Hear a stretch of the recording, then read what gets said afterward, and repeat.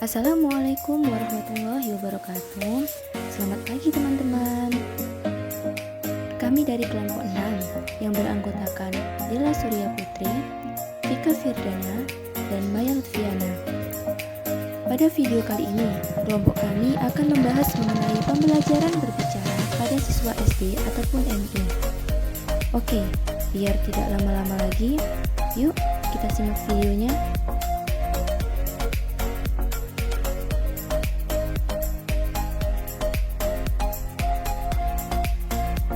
Yang pertama ada hakikat berbicara pembelajaran SD ataupun MI.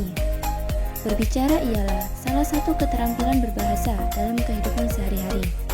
Setiap orang ketika berkomunikasi tentunya dengan berbicara, disebabkan komunikasi lebih efektif jika dilakukan dengan berbicara.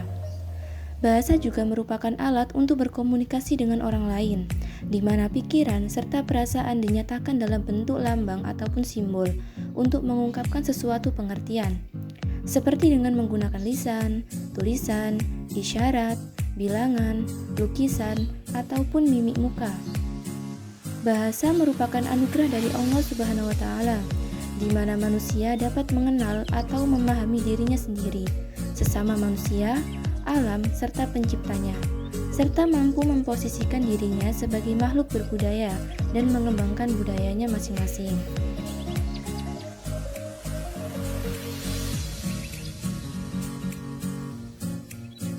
Selanjutnya ada tujuan pembelajaran berbicara SD ataupun MI. Tujuan dari berbicara ialah untuk berkomunikasi. Tetapi, selain itu juga, pembelajaran berbicara juga memiliki beberapa tujuan yang lain bagi anak SD atau MI, diantaranya yaitu A. Melatih keberanian siswa. B. Melatih siswa untuk dapat menyampaikan pendapat atau gagasan yang dimilikinya. C. Agar siswa tersebut dapat berkomunikasi dalam berbagai situasi secara tepat dan benar. D. Untuk mengemukakan pikiran, pendapat, perasaan, dan pengalaman siswa.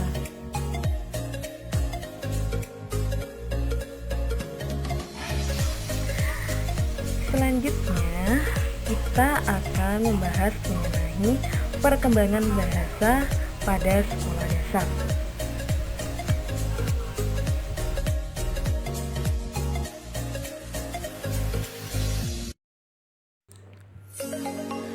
Selanjutnya, saya akan menjelaskan perkembangan bahasa bagi anak sekolah dasar meliputi beberapa tahap, yaitu yang pertama, tahap pemahaman.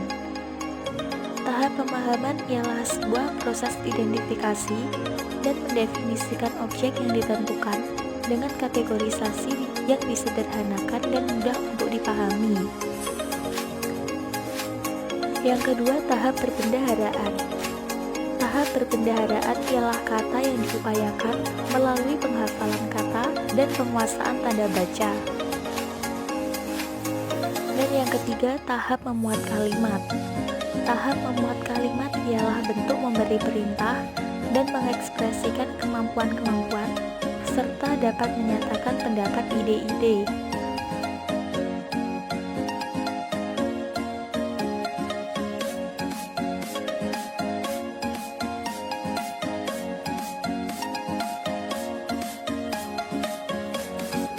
Selanjutnya, strategi pembelajaran berbicara SD atau MI. Strategi berbicara menurut modul untuk profesional persiapan pengajaran asisten dalam bahasa asing atau Grace Oval Burkhardt ed. 1998, Pusat Linguistik Terapan, adalah sebagai berikut. Yang pertama, menggunakan minimal tanggapan. Dan yang kedua, menggunakan bahasa untuk berbicara tentang bahasa.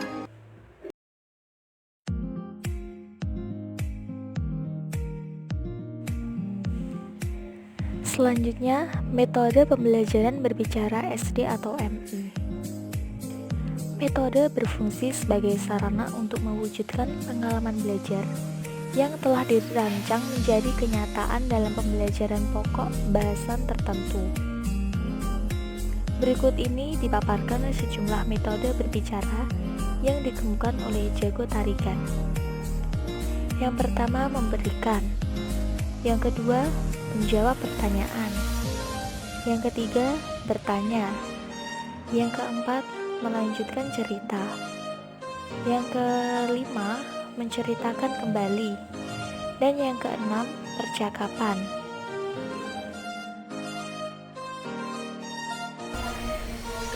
Selanjutnya, saya akan menjelaskan mengenai teknik pembelajaran menyimak di SD atau SMP.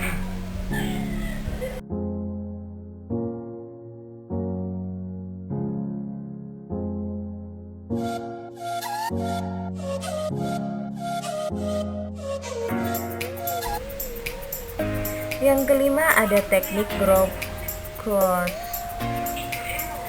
Nah, dalam penggunaan teknik ini, guru membacakan sebuah wacana sekali, siswa diminta menyimak baik-baik, kemudian guru membacakan lagi wacana tersebut dengan cara membaca paragraf awal penuh. Sedangkan paragraf berikutnya ada beberapa kata atau kelompok kata yang digunakan. Setelah itu tugas siswa adalah memikirkan konteks wacana dan mengisi tempat yang kosong dengan kata-kata atau peristilahan atau kelompok kata yang asli dari wacana yang dibacakan sebelumnya. Yang keenam ada teknik parafrase. Dalam penggunaan teknik ini, guru terlebih dahulu menyiapkan sebuah puisi atau cerita untuk disimak oleh siswa. Setelah itu guru membacakan puisi yang telah disiapkan dengan jelas. Kemudian setelah siswa selesai menyimak, siswa secara bergiliran disuruh menceritakan kembali isi puisi yang telah disimaknya dengan kata-kata sendiri. Yang ketujuh ada teknik simak libat cakap. Sesuai dengan nama teknik ini, penyimak terlibat dalam pembicaraan. Dalam pelaksanaan teknik ini, guru dapat menugaskan siswa mengadakan wawancara, misalnya dengan guru wali, guru pengajar bahasa Bali, budayawan. Sebelum mengadakan wawancara, siswa diminta menyiapkan apa yang perlu ditanyakan kepada orang yang diwawancarai. Tugas selanjutnya, siswa menyusun hasil wawancara yang kemudian diserahkan kepada guru untuk diteliti.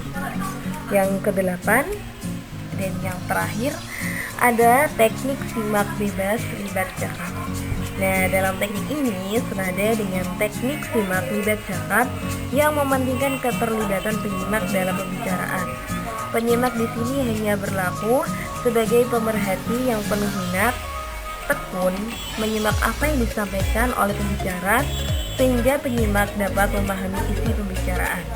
Tujuan pembicaraan menganalisis apa yang dibicarakan serta akhirnya menilai isi pembicaraan. Ada beberapa teknik menyimak yang dapat digunakan guru dalam proses belajar mengajar di sekolah dasar.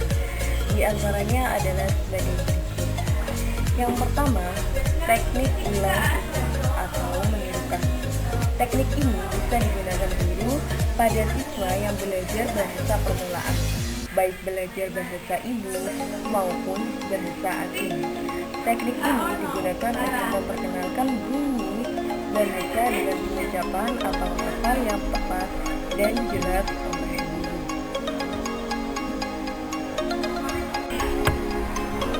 Yang kedua, ada teknik informasi berarti. Guru memberi informasi kepada salah satu seorang siswa, kemudian informasi tersebut disampaikan kepada siswa didekatnya. Begitupun seterusnya, informasi disampaikan secara berarti. Siswa yang menerima informasi terakhir mengucapkan keras informasi tersebut di hadapan semua muridnya. Dengan demikian, kita tahu apakah informasi itu tetap sama dengan sumber pertama atau tidak. Jika tetap sama, berarti daya simak siswa sudah cukup baik. Akan tetapi, bila informasi pertama berubah setelah berhenti, ini berarti daya simak siswa masih baik. Jadi, teknik yang terlihat ini dapat menggunakan kegiatan bermain dalam menyimak. Yang ketiga, ada teknik satu mulut satu kelas. Nah, teknik ini dilakukan dengan guru membacakan sebuah atau cerita di hadapan siswa dan siswa diminta menyimak baik-baik. Sebelum siswa menyimak, guru memberi penjelasan tentang apa yang pernah disimak. Setelah guru selesai membacakan, guru dapat meminta siswa misalnya yang pertama dapat menceritakan kembali isi materi yang disimaknya. Yang kedua, menyebutkan urutan ide pokok dari apa yang disimak.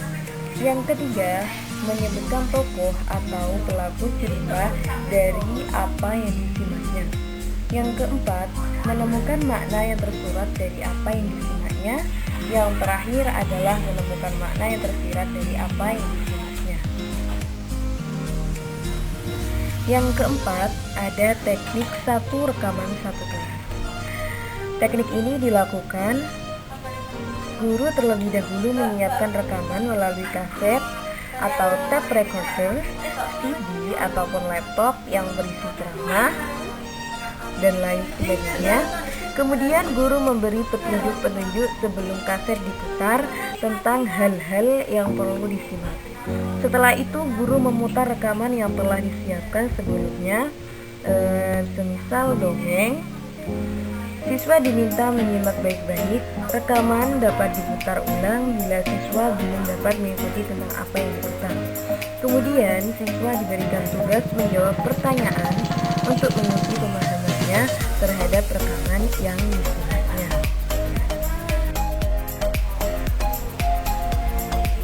Kendala dalam pembelajaran berbicara SD atau MI. Yang pertama ada hambatan internal. Hambatan internal adalah hambatan yang muncul dari dalam diri pembicara. Hal-hal yang dapat menghambat kegiatan berbicara di antara lainnya yaitu yang pertama, ketidaksempurnaan alat ucap. Yang kedua, penguasaan komponen kebahasaan. Komponen kebahasaan meliputi lafal dan intonasi, kata atau diksi, struktur bahasa, dan juga gaya bahasa. Penggunaan komponen isi meliputi yang pertama, ada hubungan isi dengan topik, struktur isi, kualitas isi, dan juga kuantitas isi. Selanjutnya ada hambatan eksternal. Nah, hambatan eksternal ini adalah hambatan yang muncul dari luar pembicara. Hambatan eksternal juga dapat menghambat kegiatan berbicara. Adapun hambatan eksternal meliputi hal-hal seperti lain. Yang pertama, suara atau bunyi, kondisi ruangan, media, dan juga pengetahuan pendengar. Masya Allah. Setelah kita membahas mengenai kendala, sekarang kita akan membahas mengenai keterlibatan intelektual dan juga emosional peserta didik dapat dilatihkan dalam beberapa kegiatan berikut. Nah, keterlibatan ini bisa berupa solusi ya teman-teman. Yang pertama ada bermain peran. Yang kedua ada berbagai bentuk diskusi. Yang ketiga ada wawancara. Yang keempat ada bercerita. Nah, bercerita ini bisa mengenai pengalaman hidup, dan juga pengalaman berbicara. Yang kelima ada pidato. Yang keenam ada laporan lisan. Yang ketujuh membaca nyaring. 8 merekam suara. Dan yang terakhir adalah bermain drama.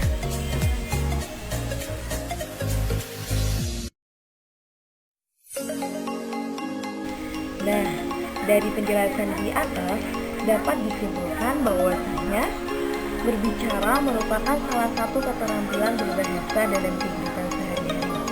Setiap orang ketika berkomunikasi tentunya dengan berbicara ya teman-teman, karena komunikasi lebih efektif jika dilakukan dengan berbicara. Dan kegiatan berbicara merupakan gambaran tingkah laku atau kepribadian seseorang. Terbentuknya kepribadian ini tidak sekaligus, akan tetapi harus dilatih dan dipelajari secara bertahap dan berkesinambungan. Tujuan utama dari berbicara adalah untuk berkomunikasi. Nah, mungkin itu saja yang bisa kami sampaikan. Kurang lebihnya kami mohon maaf yang sebesar-besarnya. Untuk diskusi, kita lanjutkan e-learning yang